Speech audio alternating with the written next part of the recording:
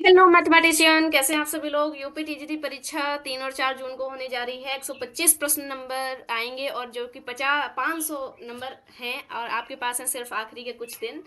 Maths के लिए एक ऐसा विषय है जहां सही रणनीति अगर ना हो तो पूरा समय कैलकुलेशन में ही निकल जाता है।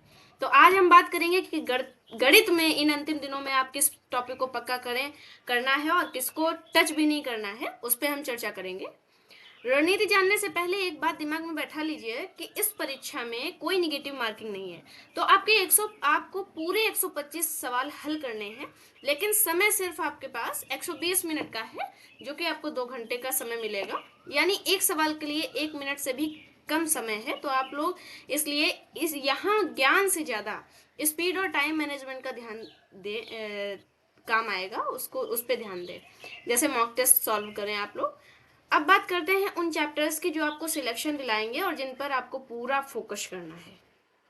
जैसे पहला, आपको matrix, quadric equation, quadratic equation और थ्योरी ऑफ इक्वेशंस से सीधे सवाल आते हैं। इनके फॉर्मूले रट लीजिए। एल्जेब्रा और डिटर्मिनेंट्स से फॉर्मूले आने को हैं, वो सवाल आने को हैं इस बार।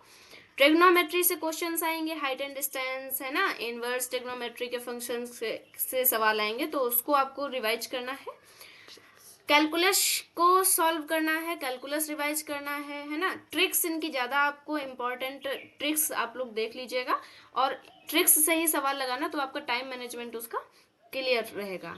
क्वाड्रेट कोऑर्डिनेट ज्योमेट्री होगा, है ना, straight line, circle, conic sections के डायरेक्ट फॉर्मूले देख लें, है ना। स्टैटिक्स के और प्रोबेबिलिटी के क्वेश्चंस आएंगे, और मीन, मीडियन, मॉड और बेसिक प्रोबेबिलिटी से सीधे सवाल बोनस मार्क के होते हैं।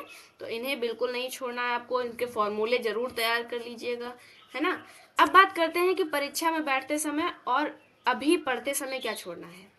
तो परीक्षा हाल में अगर कोई सवाल 2 मिनट से ज़्यादा आपका टाइम ले रहा है, तो उसे आपको तुरंत छोड़कर नेक्स्ट क्वेश्चन सॉल्व करना है, क्योंकि हो सकता है वो इसीलिए दिया गया हो कि आपका टाइम वेस्ट हो जाए, है ना।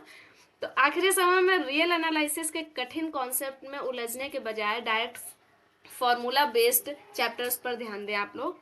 यदि आपने किसी टॉपिक की नई ट्रिक आज तक नहीं पढ़ी है, तो अब नई ट्रिक सीख कर कंफ्यूज ना हो, बेसिक मेथड से ही जाएं, तो उससे आसानी रहेगी, है ना।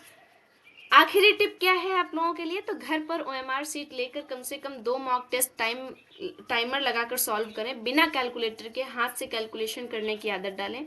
अगर आपको किसी भी खास चैप्टर से के शॉर्टकट फार्मूले की पीडीएफ चाहिए या कोई ट्रिक चाहिए, तो आप लोग कमेंट सेक्शन में बताएं। वीडियो को लाइक करें और अपने सभी टीजीटी मैथ्स वालों दोस्तों के साथ शेयर करें। चैनल को सब्सक्राइब करें। धन्यवाद। ऑल द बेस्ट सभी को एक बार फिर से एग्जाम्स के लिए। Thank you.